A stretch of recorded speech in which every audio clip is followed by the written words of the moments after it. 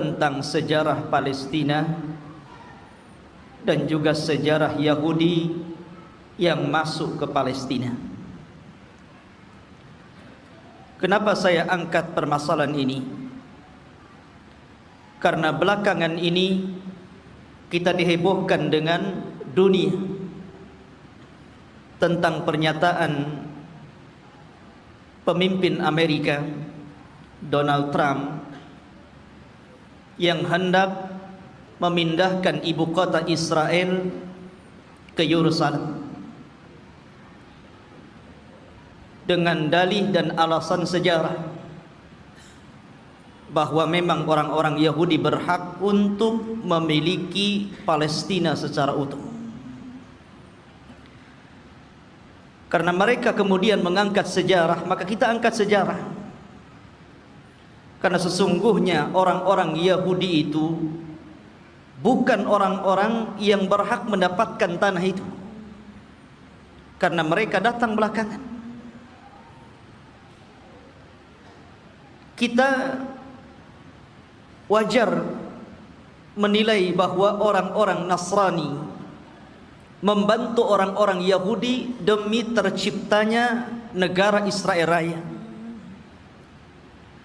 karena masing-masing punya kepentingan. Orang-orang Yahudi berkepentingan bahwa di Israel ini, maksudnya di Palestina, tepatnya di Masjidil Aqsa, mereka meyakini bahwa disitulah haikal Sulaiman.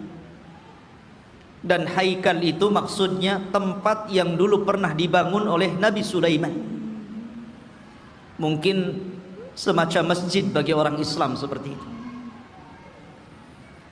Dan tidak besar, hanya beberapa meter kali beberapa meter saja. Dan orang-orang ini berusaha untuk menggali situs-situs itu dan ingin mendirikan kembali haikal Sulaiman dan merobohkan Masjidil Aqsa. Karena mereka punya keyakinan kalau haikal ini terbangun, maka inilah puncak kejayaan orang-orang Yahudi dan akan menguasai dunia menurut keyakinan mereka. Lalu apa ikut campur tangan orang-orang Nasrani? Kenapa orang-orang Nasrani membantu orang Yahudi? Bukankah ini kepentingan Yahudi? Karena Nasrani juga memiliki kepentingan yang sama. Sama-sama bercita-cita, bermimpi ingin menguasai dunia dengan terbangunnya haikal Sulaiman ini. Karena menurut keyakinan orang-orang Nasrani, apabila haikal Sulaiman ini sudah terbangun, maka Isa bin Maryam akan turun dan akan menguasai dunia dan akan memimpin orang-orang Nasrani. Jadi orang Nasrani ini memanfaatkan orang Yahudi, dan orang Yahudi juga memanfaatkan orang-orang Nasrani. Keyakinan kaum muslimin juga sama. Karena Nabi SAW pernah mengatakan, Imaratul Baitil Maqdis kharabu Yathrib. Kelak bahwa Baitul Maqdis akan menjadi pusat kekuatan kaum muslimin ketika Allah bangkitkan Al-Mahdi Al-Muntadhar Muhammad bin Abdullah, dan akan menguasai dunia. Jadi rupanya tiga agama ini punya kepentingan masing-masing. Yahudi punya kepentingan, Nasrani punya kepentingan, dan tentunya kita kaum muslimin juga punya kepentingan. Sama-sama bermimpi akan menguasai dunia. Tapi bagi umat Islam ini bukan mimpi, tapi ini sebuah kenyataan. Nabi SAW yang bersabda bahwa kelak kekuatan kaum muslimin akan menyatu di Syam, tepatnya di Palestina. Ma'asyiral muslimin rahimani wa rahimakumullah. Maka kita akan angkat sejarah Palestina dan juga sejarah orang-orang Yahudi ini. Sebelum saya angkat sejarah ini, saya ingin menjelaskan tentang fadail Palestina dulu, keutamaan negeri Palestina ini. negeri Palestina, ikhwan, di situ ada satu kiblat yang dijadikan kiblat pertama dalam Islam. Karena ketika Nabi SAW salat, di awal salat sebelum Allah Subhanahu wa taala memalingkan kiblat, maka kiblatnya Rasul dan para sahabat menuju Baitul Maqdis. Barulah setelah kemudian Nabi SAW berdoa kepada Allah agar kiblat itu dialihkan ke Masjidil Haram. Turunlah ayat, qad nara taqalluba wajhika fis sama falanuwalliyannaka kiblatan tardaha fawalli wajhaka syatral Masjidil Haram. Baru setelah turun ayat ini, maka Nabi SAW kemudian menyuruh seluruh kaum muslimin sejak hari itu, bahkan sampai hari ini, bahkan sampai kiamat dibangkitkan, bahwa kiblat kita telah dirubah dari kiblatnya orang-orang Yahud menjadi kiblat kaum muslimin ke Baitullah Al-Haram. Dari sini menunjukkan bahwa ada sejarah bahwa Baitul Maqdis yang ada di Palestina adalah kiblatnya kaum muslimin. Dan Nabi SAW pernah di-Isra Mi'rajkan oleh Allah dan sempat salat di Baitul Maqdis, bahkan menjadi imam bagi para nabi. Kemudian ikhwatu fiddin yang dimuliakan Allah Azza wa Jalla, negeri Palestina ini adalah negerinya para nabi dan rasul. Negeri ini adalah negerinya para nabi dan rasul. Negerinya Ibrahim alaihi salatu wassalam, negerinya Ishak, negerinya Yakub, negerinya Ismail dilahirkan di situ walaupun kemudian hijrah ke Mekah. Negerinya Daud alaihi salatu wassalam, negerinya Nabi Yusuf, negerinya Sulaiman, negerinya Yahya, dan para nabi banyak diutus di negeri ini. Jadi negeri ini adalah negerinya para nabi. Bahkan sebagian para nabi dikubur di sini. Seperti Ibrahim alaihi salatu wassalam dikubur di Khalil, Palestina. Kemudian juga Nabi Yusuf alaihi salatu wassalam dahulu dikubur di Mesir, tapi kemudian jasadnya dibawa ke Palestina dan dikubur di Palestina. Kemudian juga kuburannya Nabi Ishak alaihi salatu wassalam, kuburannya Nabi Yakub, Nabi Harun, Nabi Musa, seluruh para nabi ini dikubur di Palestina.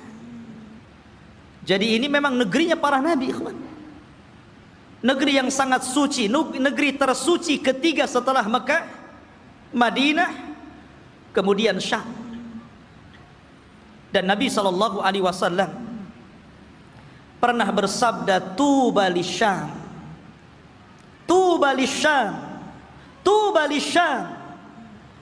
Kata Nabi SAW, beruntung orang-orang Syam itu, beruntung orang-orang Syam itu, beruntung orang-orang Syam itu. Kemudian sahabat bertanya, kenapa wahai Rasul?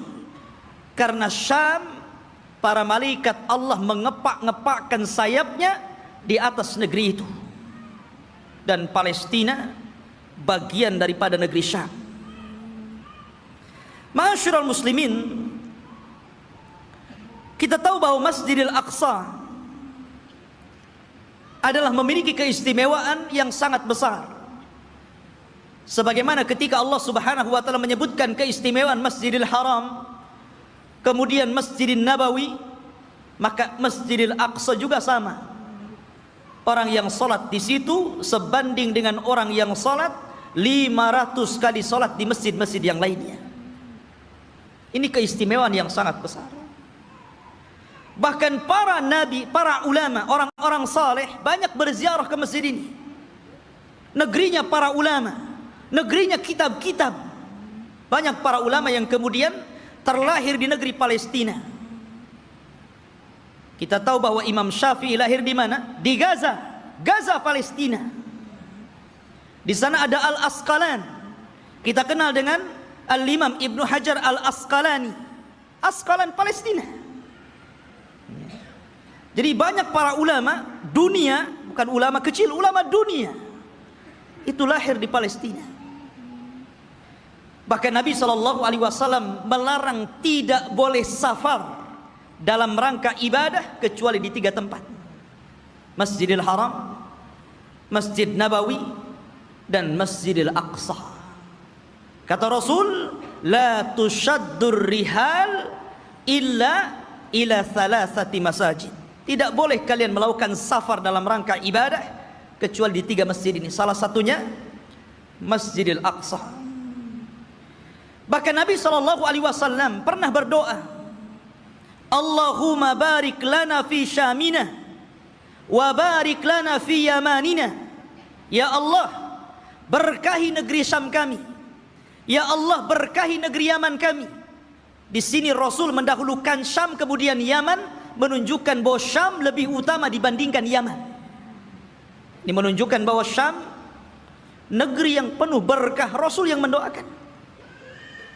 Kemudian juga ikhwatu fiddin yang dimuliakan Allah Azza wa Jalla, para sahabat Nabi SAW banyak yang hijrah ke negeri Palestina, berziarah ke sana.